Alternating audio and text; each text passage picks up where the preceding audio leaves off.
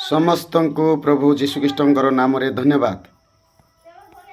आज हूँ 24 तारीख। आसतु आम द्वितीय विवरण 24 अध्यायर 2 पद को आम पढ़ा छाड़पत्र विषय 2 पद। पुणी से स्त्री तार गृह बाहरी गला उतारे से जाई अन्य पुरुषर भार्या हो पार। कौन पुरुष कौन स्त्री की विवाह करी ग्रहण कला उतारे जेबे से ताठारे कौन लज्जाकर विषय पाइबारु से स्त्री ता दृष्टि रे अनुग्रह न पाए तेबे से पुरुष ता निमंते एक छाड़पत्र लिखि ता हस्तरे देई अपना गृह ताकू विदाय करिबो बोली लेखा अछि। प्रिय लोक माने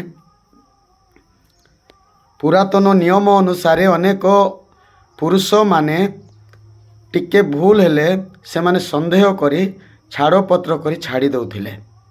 किंतु सावधान होंतु जे विवाह गुटे थर आपण माने गुटे थर मैरेज करंतु प्रेम करंतु छाड़पत्र करंतु नहीं।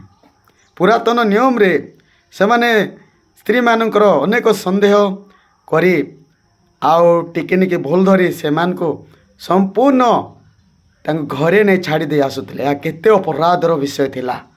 नूतन नियम रे प्रभु जीशु ख्रीष्ट समस्त को आसी आशीर्वाद करिसंती जे मैरेज गोटे थर 2 थर नहीं, विवाह गोटे थर 2 थर नहीं। मोर प्रिय लोक माने पृथ्वी रे समस्ते जदि मैरेज करुछंती तो शेष पर्यंत रुहंतु। से कौनसी पाप करि थाउ ना के करि न थाउ ताको सुधरांतु निजर आयत रे रखंतु प्रेम करंतु तार सौभाग्यतार सौभाग्य हुंतु। आपण माने जानिबे जेटा मोर स्त्री बोली आउ छाड़ब आणवे सब बेश्या भूल रास्ता है सब पाप। से आपण माने जागृत होंतु आ गोटे स्त्री गोटे पुरुष ही पृथ्वी रे विजय लाभ करंतु। आउ प्रभु जीशु को प्रचुर प्रभु बोली सत्य रे ज्ञात होंतु। सत्य आपण मान को प्रचुर उद्धार करिवे। धन्यवाद। आपण माने सुनिथिबे ए सकाल टाइम रे आउ एई पुरातन विषय को आम आलोचना करी संक्षिप्त भाव बुझेयछु। तेबे निज निज स्त्री मान को केबे भी परित्याग करंतु नाही।